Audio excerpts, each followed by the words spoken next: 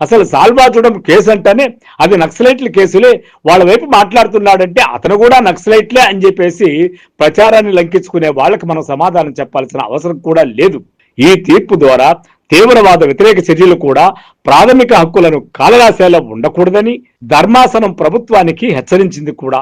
ఆ తీర్పును అమలు చేసిందా లేదా న్యాయ వ్యవస్థ వివరించడం కష్టం. ఎందుకంటే తీర్పు చెప్పడం వరకే న్యాయమూర్తి పనిగా అనేది అమలు అయిందా లేదా చూడవలసిన బాధ్యత సమిష్టిగా సుప్రీంకోర్టు అధీనంలో ఉంటుంది. సుప్రీంకోర్టు విధి విధానాల బట్టి కూడా ఉంటుంది. దాని కనుసన్నల్లో రాజ్యం ఎలా నడుస్తుందో, రాజ్యం ఎలా దీని మీద ఆధిపత్యం చేస్తుందో, నర్మగర్భంగా లోపాయికారిగా ఎన్ని జరిగిపోతుంటాయో వాటన్నిటికీ జడ్జి బాధ్యతగా ఉండలేడు కదా. పదవీ కాలం ముగించిన తర్వాత ఎవరు పట్టించుకుంటారా ఆయన తీర్పుని? రోజు వందలాది తీర్పులు ఇచ్చే న్యాయమూర్తులు విడిగా వాటి అమలు కార్యక్రమం చేయడం సాధ్యం కాదు కదా.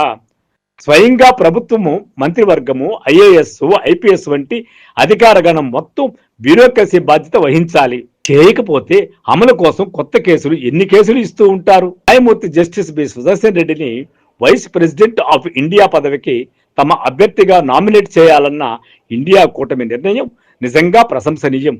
అయితే ఇండియా కూటమి ఎంతవరకు ఐకమత్యంగా ఉంది, అది ఎంతవరకు విలువలు పాటిస్తోంది, అది ఎంతవరకు విలువల వైపు నిలబడుతుంది అంటే అది ప్రత్యేకమైనటువంటి ప్రశ్న, ప్రత్యేకమైన సందర్భం.